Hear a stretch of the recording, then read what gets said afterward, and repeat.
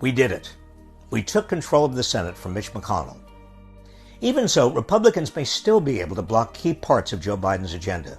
But there are plenty of critical policies he can and must enact without Congress.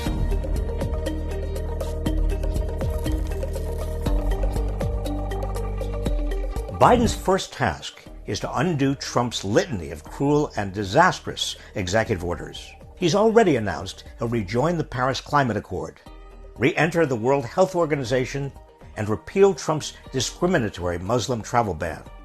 And there are at least 48 other Trump policies that he can reverse on day one. In addition, here are 10 critical policies Biden can implement without Congress. First, he can lower drug prices through Section 1498 of the Federal Code, which gives the government the power to revoke a company's exclusive right to a drug and license the patent to a generic manufacturer instead. Second, he can forgive federal student loans, thereby helping to close the racial wealth gap, giving a financial boost to millions and delivering a major stimulus to the economy. Third, he can use existing antitrust laws to break up monopolies and prevent mergers, especially in big tech and the largest Wall Street banks.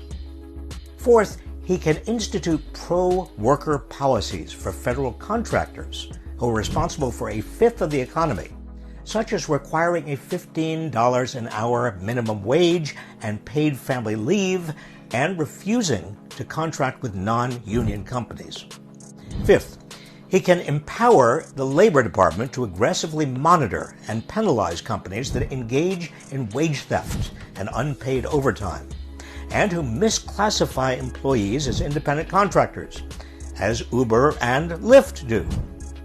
Sixth, he can make it easier for people to get health care by eliminating Medicaid work requirements, reinstating federal funding to Planned Parenthood, and expanding access to Affordable Care Act plans.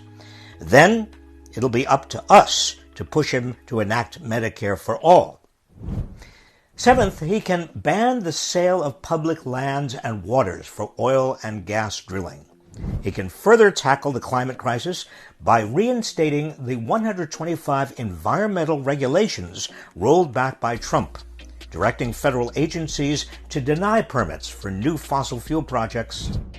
Eighth, his Securities and Exchange Commission can reinstate its ban on stock buybacks so that corporations are more likely to use their cash to invest in workers instead of enrich their shareholders.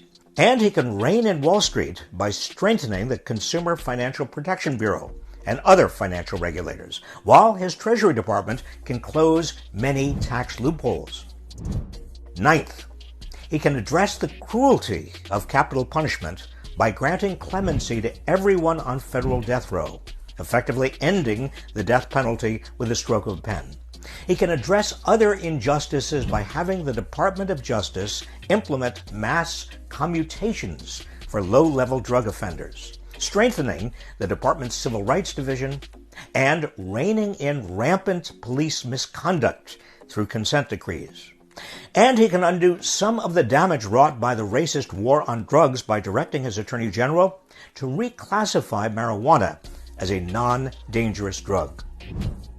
10th, he can reverse Trump's cruel immigration agenda by restoring and expanding DACA and raising the yearly number of refugees who can be admitted. Even with control of the Senate, Democrats' slim majority means that Republicans can still obstruct Biden's policy agenda at every turn. But this cannot mean that the Biden administration gives up on enacting the policies we need. Biden can and must wield his presidential powers through executive orders and regulations. The problems America is facing demand it.